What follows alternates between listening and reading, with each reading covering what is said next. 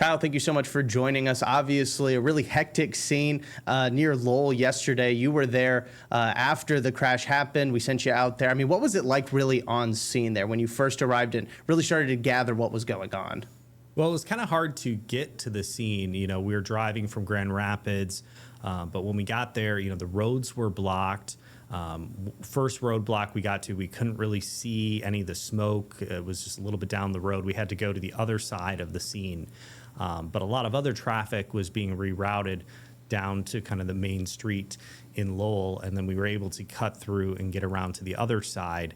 And that's where we could see that smoke coming out of that storage unit complex there, and we're able to talk to the sheriff's department and get some information.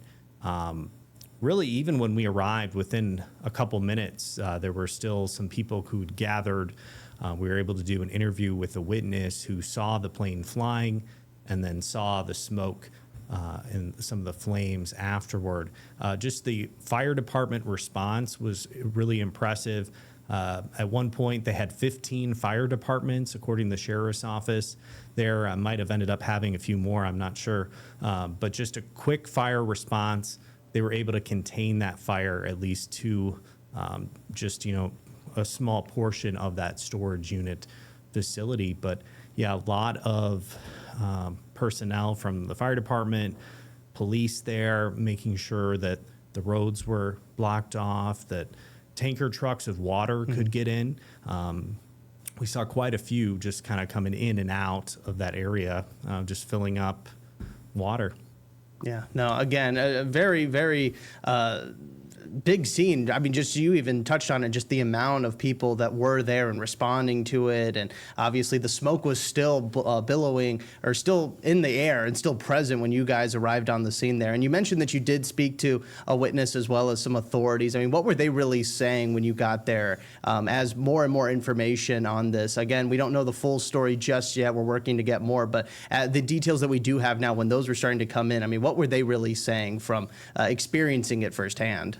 We talked to a young man that was there with some friends, and he was just saying, we saw this plane kind of flying around and didn't think too much of it. There's an airport, a small airport, less than probably a half mile or so, just around the corner from that storage facility. So not something uncommon to see a plane low, given that it's so close to that airport. And then he said before they knew it, they saw smoke, coming up from that storage unit. So just, several people had just kind of gathered, were trying to figure out what was going on. Some of them said, that a plane had crashed into it. It took us some time, until we got confirmation that 2 people had died and were in that plane. That full confirmation came later. But when I saw the amount of smoke, I did not think it looked good in terms of survivability.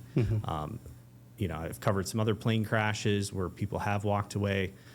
This one, there was quite a fire there.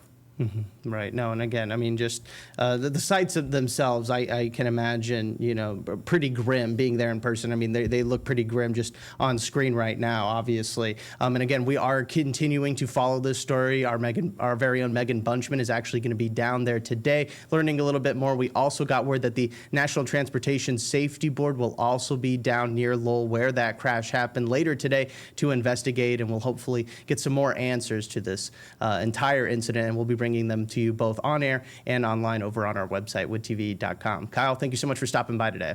Thank you, Phil.